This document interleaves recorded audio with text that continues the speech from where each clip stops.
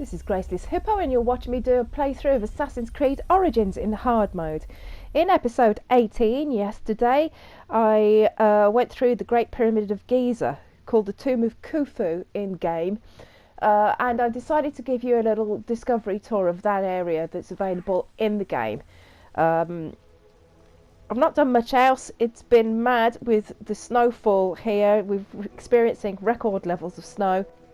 I've literally just come in from digging out the flat roof outside and I'm still thawing out my lower limbs.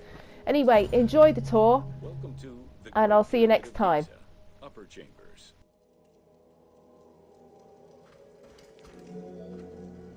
At the entrance of the ascending passage are 3 granite flagstones estimated to weigh up to 25 tons each. They were used to protect the Great Pyramid from thieves. Undaunted by the granite blocks, the thieves simply dug into the softer limestone around them, thus creating the robber's entrance.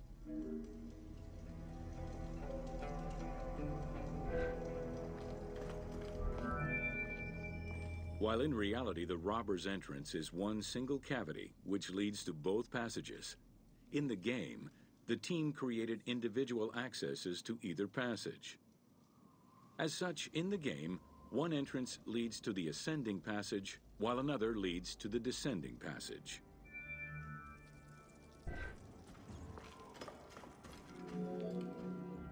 The ascending passageway of the Great Pyramid provides a direct path into the Grand Gallery and is accessed 30 meters from the entrance along the descending corridor. Both corridors have similar dimensions and are designed with the same 26-degree incline.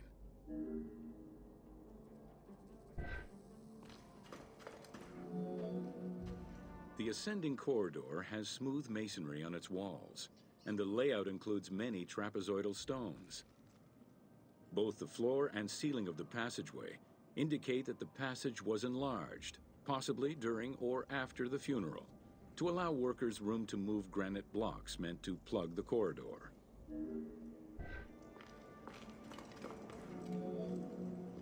The Grand Gallery's purpose is still debated among experts. It may have been intended to align with the stars, act as a buffer to protect the king's chamber, or simply to facilitate the transport of the granite blocks used inside the pyramid.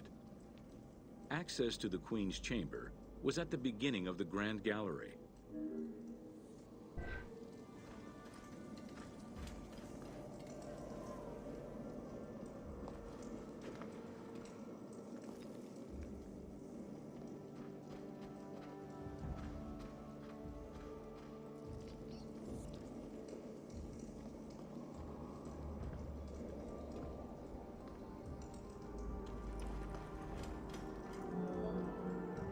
Though this room is referred to as the Queen's Chamber, it is believed that there was no queen buried here.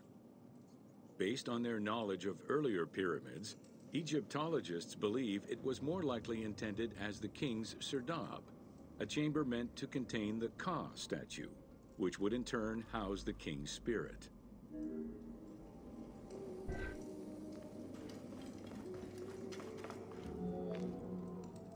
Situated exactly within the pyramid's center, on the east-west axis of the pyramid, the chamber has a vaulted ceiling and measures 5.7 by 5.2 meters. In the eastern wall, there is a niche tucked away in a small corbelled archway, which may have originally held the Ka statue. Behind this niche is another smaller hole, possibly dug out by thieves in search of further treasure.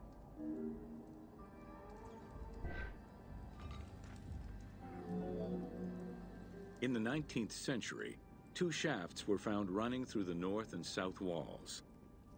They each run in a horizontal line for 2 meters before sloping upward, and both are closed off with limestone blocks fitted with copper handles. Whether they were intended as ventilation shafts for workers or a celestial connection for the pharaoh's spirit is unconfirmed.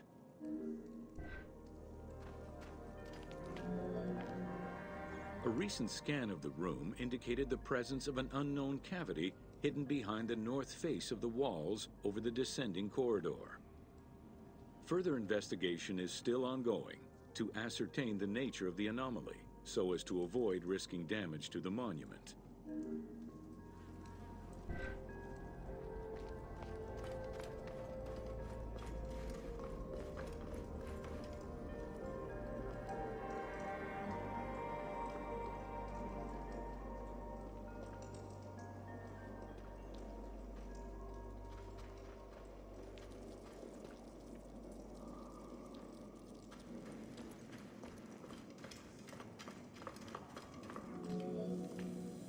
Khufu's architects were possibly influenced by earlier rhomboidal pyramids when designing the gallery. It is the longest corbelled vault ever built, measuring 47 meters long and 8.6 meters high. The walls were made to taper inward, allowing for better distribution of weight. As a result, the ceiling measures just over a meter wide at its highest point. Though this construction technique is present in other pyramids, few have the same precision and stability.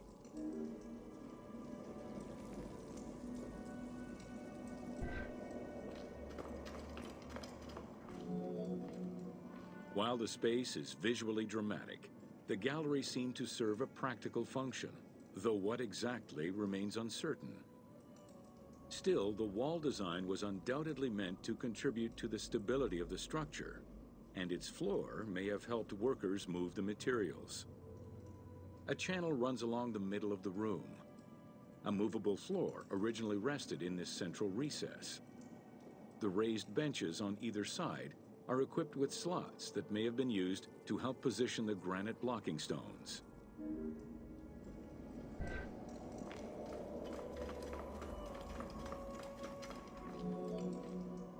At the end of the Grand Gallery is the entrance to the antechamber leading to the King's Chamber.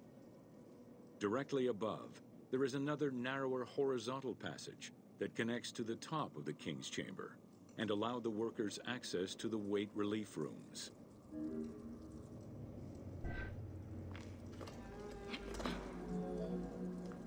The far end of the Grand Gallery leads to a small antechamber with a portcullis, preventing access to the King's Chamber. The portcullis was composed of 3 separate granite slabs. They were designed to be lowered into place and seal the chamber after the burial of the king. The grooves dug out to hold the slabs in place are still clearly visible to this day.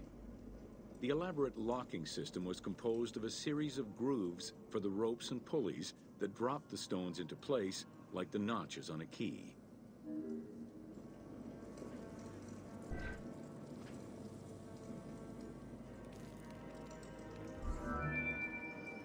For the purposes of the game, the team elected to remove the portcullis slabs in order to grant the player access.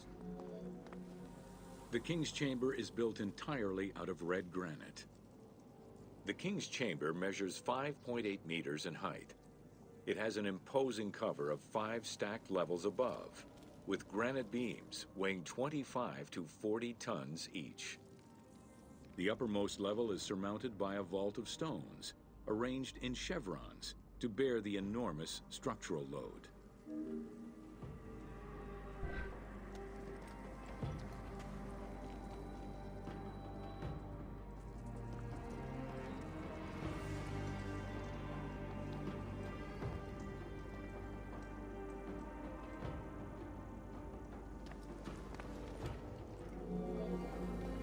As in the Queen's Chamber, 2 shafts extend out from the room towards the north and south faces of the pyramid. They measure nearly 64 meters until they are blocked by copper-handled granite plugs. Some experts in the culture of the Old Kingdom believe that the shafts were thought to lead the king's soul to the stars, with the incarnation of the pharaoh as the god Ra, represented by the northern well, and the god Horus by the southern well.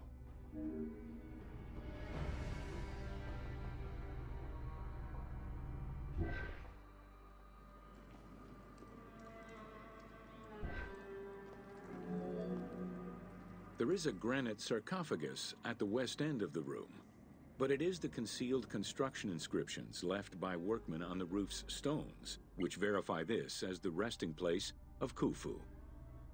The sarcophagus was recorded as being empty when it was discovered, and its design indicates that there was once a lid in place. It's possible that this sarcophagus is only a cenotaph in memory of the pharaoh, but was never actually meant to receive the body.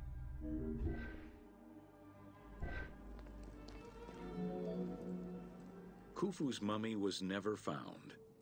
It is hoped that as of yet undiscovered hidden rooms and shafts of the pyramid may provide an answer as to its location.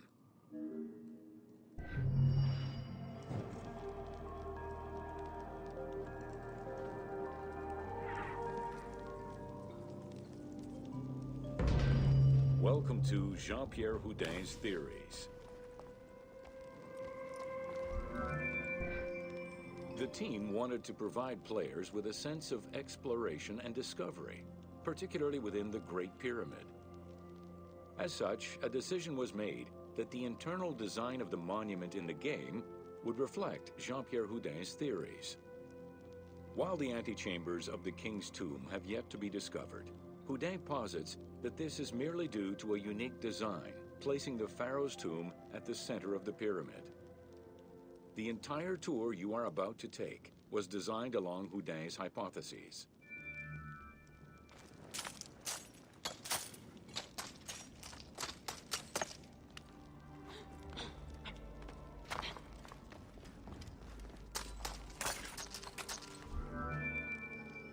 While respecting Houdin's hypothesis as to the general layout of the antechambers, the team wanted the contents to enhance the game experience. In regular royal tombs, the antechambers were filled with all the material goods needed by the pharaoh in the afterlife. To support the feelings of discovery and awe, the art team created a unique and fantastical treasure in this second antechamber.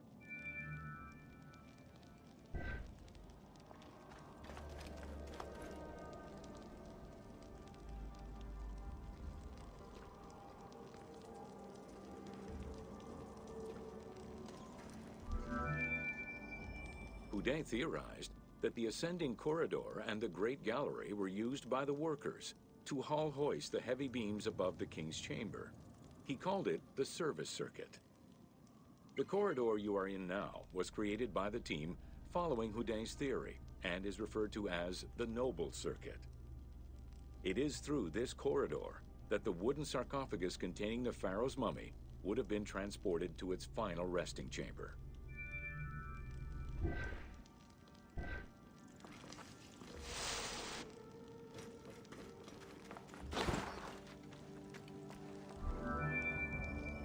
With this structure in mind, one can easily assume that the pyramid's entrance would have been connected to the two antechambers.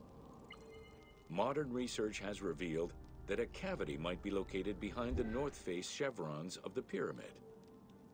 As such, the team chose to create this area for the player to explore. Here is where Houdin believes that the priests and nobles would have exited the pyramid after the burial ceremony.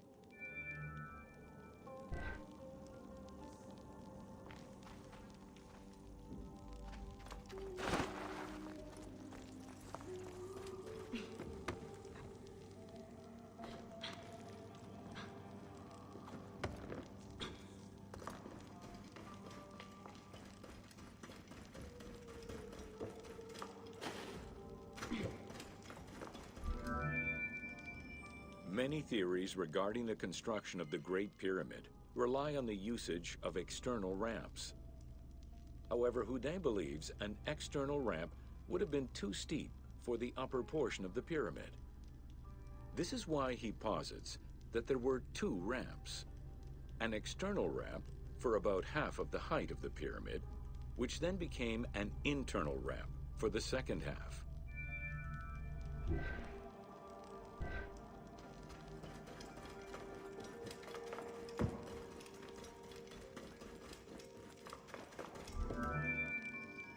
Houdin's theory states that this internal ramp followed the sides of the pyramid in an ascending spiral pattern.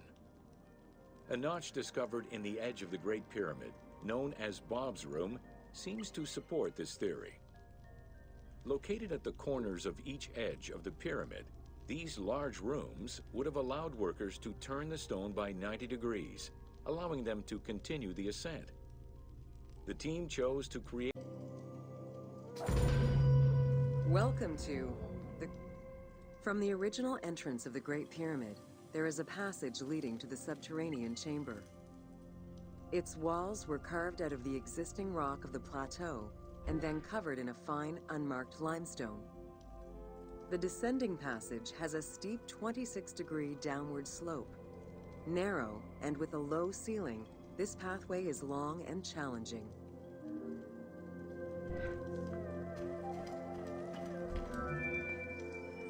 While the original passage was 145 meters long, the team reduced its length and made it both wider and higher. The main focus of the work in reproducing the location was centered upon preserving the unique claustrophobic environment of the Great Pyramid, while still allowing for a smooth game navigation.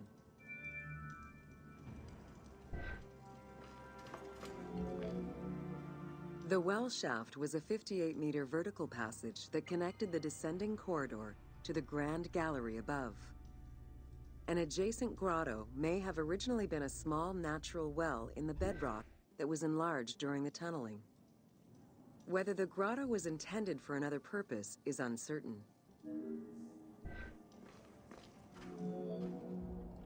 There is much speculation over the purpose of the well shaft.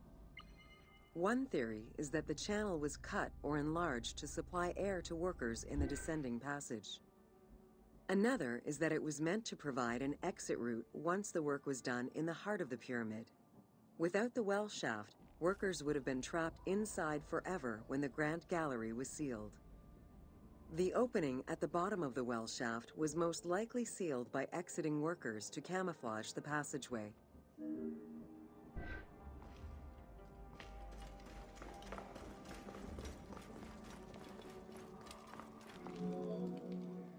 There is a subterranean chamber at the end of the descending corridor, 30 meters below the Giza Plateau's surface. Dug directly into the bedrock, the space is wide with a ceiling 3 meters in height. Its floors and walls are rough and uneven, indicating that it was never completed. At the south end of the room, there is another narrow corridor, similar to the others, though it abruptly ends after roughly 20 meters. The chamber also contains an 11-meter pit near the east side. It's unclear what this may have been used for. In the game, this well leads to a fictive underground complex containing key game-related mysteries.